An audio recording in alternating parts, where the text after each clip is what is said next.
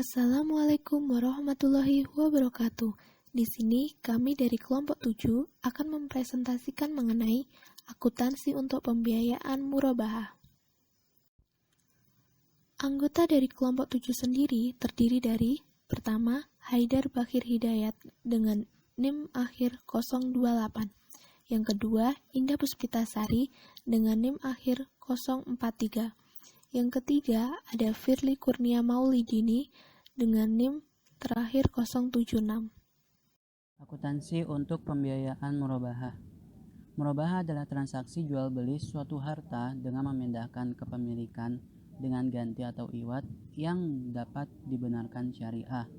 Pertukaran dapat dilakukan antara uang dengan barang, barang dengan barang atau disebut dengan barter, dan uang dengan uang atau pertukaran nilai mata uang rupiah dengan yen. Prinsip pembiayaan murabahah.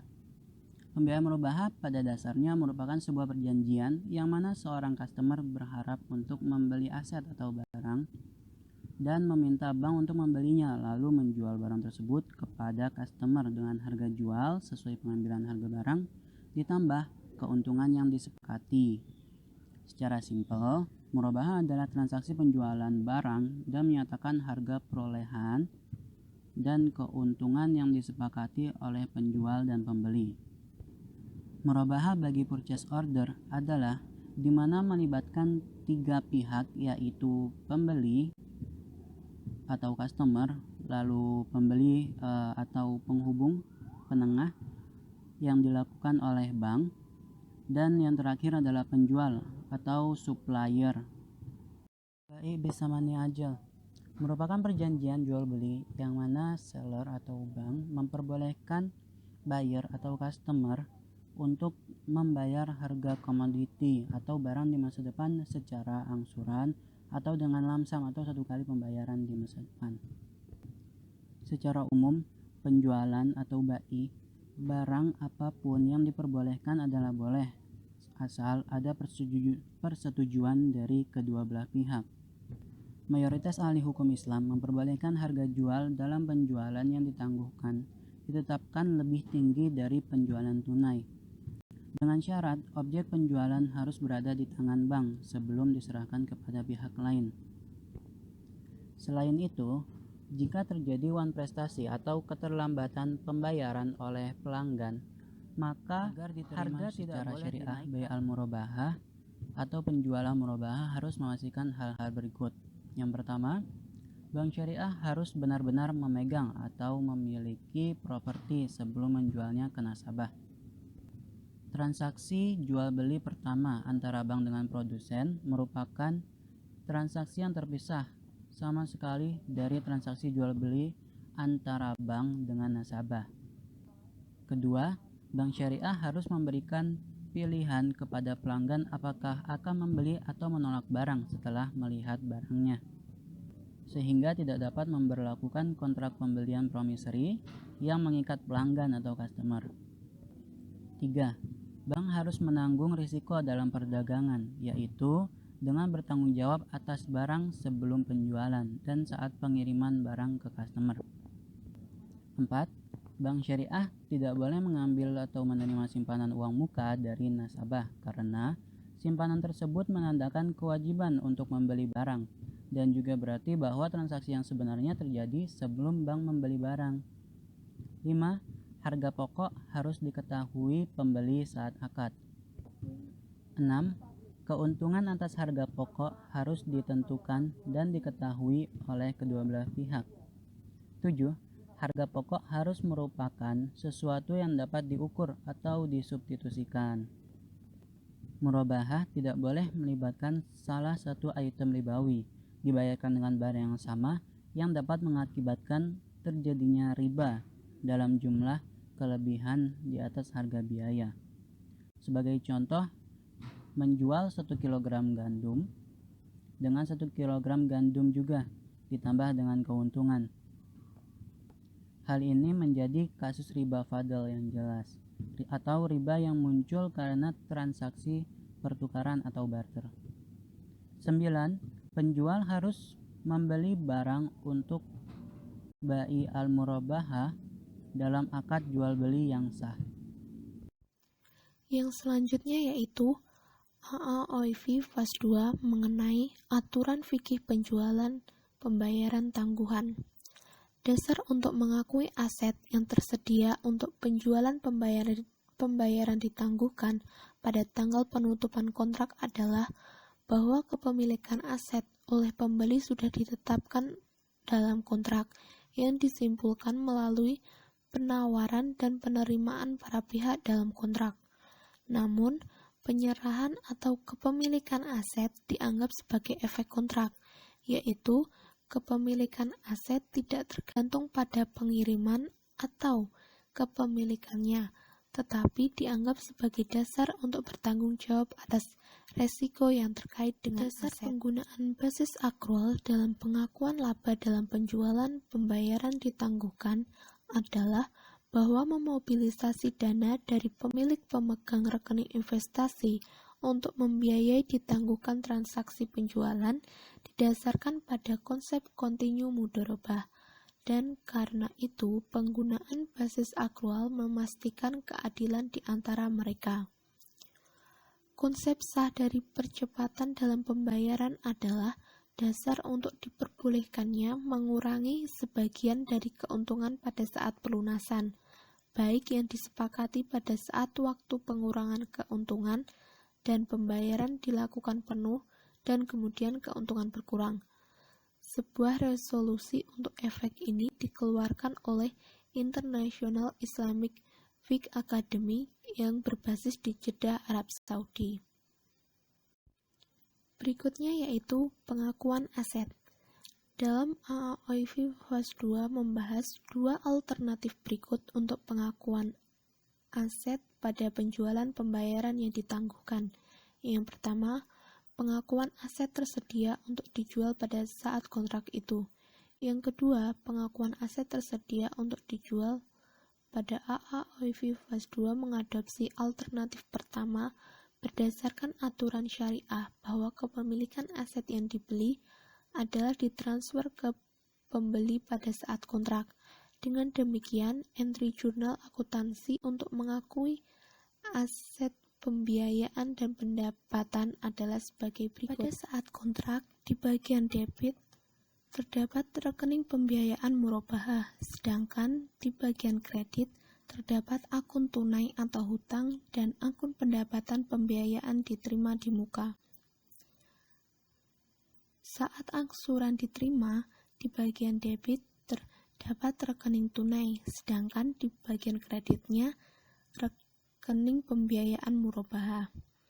Saat angsuran jatuh tempo tetapi belum diterima, maka di bagian debit terdapat akun piutang, sedangkan di bagian kredit terdapat rekening pembiayaan murabahah. Begitu juga ketika pendapatan harus diakui berdasarkan basis akrual, maka di bagian debit terdapat akun pendapatan pembiayaan ditangguhkan, sedangkan di bagian kredit terdapat akun untung dan rugi. Sebagai catatan, akun pendapatan diterima di muka dibuat secara bertahap dan sama-sama mengakui pendapatan selama periode kontrak. Akun pendapatan diterima di muka merupakan total markup atau keuntungan untuk diterima. Untuk selanjutnya yaitu pengukuran aset. AAOIV Fas 2 mempertimbangkan dua alternatif untuk masalah ini. Alternatif yang pertama adalah mengukur aset yang tersedia untuk penjualan pembayaran ditangguhkan pada harga pembelian mereka. Alternatif yang kedua adalah mengukur aset tersebut pada saat akuisisi biaya, yang merupakan harga pembelian ditambah biaya langsung lainnya terkait dengan proses akuisisi. Alternatif kedua lebih disukai oleh AAOIV yang mengkapitalisasi biaya langsung terkait dengan proses akuisisi. AAOIV Fas 2 juga mempertimbangkan dua alternatif dalam penilaian aset yang tersedia untuk penjualan pembayaran ditangguhkan pada akhir periode keuangan. Alternatif pertama adalah untuk menilai aset pada nilai wajarnya, sementara alternatif kedua adalah menilai aset pada nilai bukunya. AAOIV lebih memilih alternatif pertama karena ini aset diperlakukan sebagai investasi daripada aset tetap. Oleh karena itu, pengukurannya pada nilai wajar harus memungkinkan lembaga untuk mengenali dan mengukur segala sesuatu yang belum terrealisasi, keuntungan dan kerugian yang timbul dari investasi tersebut. Ini sejalan dengan atribut pengukuran alternatif khas ke konsep nilai setara. Yang ketiga yaitu perlakuan akuntansi atas keuntungan dan kerugian yang belum direalisasi. AAOIV membahas prinsip-prinsip akuntansi untuk perlakuan atas keuntungan dan kerugian yang belum direalisasi dan dipertimbangkan. Berikut alternatifnya. Alternatif yang pertama yaitu mencatat keuntungan dan kerugian yang belum direalisasi dalam laporan laba rugi pada akhir periode keuangan. Alternatif yang kedua yaitu mencatat keuntungan dan kerugian yang belum direalisasi yang hasilnya dari penilaian aset yang tersedia untuk ditangguhkan penjualan pembayaran dalam rekening cadangan atau nilai wajar investasi cadangan, dan menyajikan akun di dalam pernyataan posisi keuangan pada akhir periode keuangan dengan mempertimbangkan pembagian antara bagian yang terkait kepada pemegang dan pemilik akun investasi tidak terbatas ekuitas. AAOIV lebih memilih alternatif kedua karena nilainya dari aset tersebut untuk penjualan pembayaran ditangguhkan dapat berubah dari waktu ke waktu sebelum dijual dengan pembayaran yang ditangguhkan dasar penjualannya. Inilah mengapa lebih tepat untuk mengenali keuntungan dan kerugian yang belum direalisasi dalam rekening cadangan dalam pernyataan posisi keuangan yang saldonya dapat berubah dari waktu ke waktu sesuai dengan penilaian aset. Untuk yang keempat yaitu pengakuan profits. AAOIV FAS 2 juga membahas pengakuan ditangguhkan pembayaran keuntungan penjualan dan apakah itu harus tunai atau basis akrual. Basis akrual diberikan preferensi seperti ini, perlakuan lebih konsisten dengan pernyataan konsep dikeluarkan oleh AAOIV. Selain itu, AAOIV juga lebih menyukai alokasi proporsional dari keuntungan dari ditangguhkan penjualan pembayaran selama periode keuangan kontrak. Perawatan ini konsisten dengan prinsip pencocokan dan perlakuan atas keuntungan yang ditangguhkan. Dua alternatif disajikan dan dibahas mengenai perlakuan percepatan penurunan angsuran dalam transaksi penjualan pembayaran ditangguhkan dan pengurangan terkait dengan keuntungan oleh lembaga. Ini memperlakukan pengurangan laba sebagai beban atau sebagai pengurangan baik piutang maupun laba yang ditangguhkan. AAOIV FAS 2 lebih menyukai alternatif kedua karena pengurangan ini tidak memenuhi karakteristik biaya. Untuk yang terakhir yaitu sanksi finansial akibat kelalaian penyelesaian dari angsuran. AAOIV FAS 2 membahas dua perlakuan akuntansi pada hukuman finansial yang dikenakan oleh institusi, baik dengan kesepakatan bersama atau melalui pengadilan, pada pelanggan yang tunggakan dalam penetapan angsuran mereka yang luar biasa. Pertama adalah memperlakukan jumlah yang dikumpulkan dalam bentuk sanksi sebagai pendapatan bagi lembaga, dan alternatif yang kedua adalah untuk mengenali jumlah ini dalam akun amal dan mengungkapkan itu dalam pernyataan perubahan zakat dan dana amal. Alternatif kedua diadopsi oleh AAOIV. Persamaan antara murabahah dengan pembelian pemesan dan BBA. Baitman Ajil. Yang pertama, keduanya merupakan pembiayaan perdagangan, dijual dengan markup. Yang kedua, keduanya melibatkan tiga pihak yaitu ban, seller, buyer. Perbedaan antara akuntansi murabahah dan BBA. Yang pertama, murabahah wajib mengungkapkan markup, sedangkan BBA mengungkapkan markup itu tidak wajib. Yang kedua, murabahah, penjualan ditambah markup sama dengan pembayaran dapat ditunda atau jumlahnya bulat. Sedangkan dalam BBA, pelunasan ditangguhkan atau perbedaan penjualan pembayaran. Yang ketiga, murabahah, pelanggan dapat memilih untuk tidak melakukan pembelian, yaitu pembelian tidak bersifat wajib. Sedangkan dalam BBA, pelanggan wajib membeli. Yang keempat, murabahah. Dalam murabahah, dua kontrak dieksekusi pada dua waktu yang berbeda. Perlu diakui aset sementara. Sedangkan di dalam BBA, dua kontrak dieksekusi di waktu yang sama. Piutang adalah dibuat. Persyaratan syariah atas denda.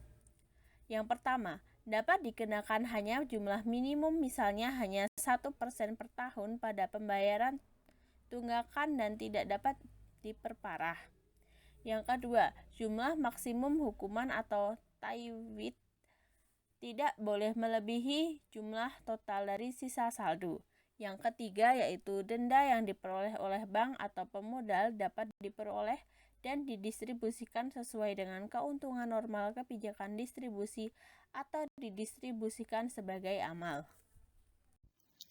Sekian presentasi dari kelompok 7. Apabila ada kurang lebihnya kami mohon maaf. Wassalamualaikum warahmatullahi wabarakatuh.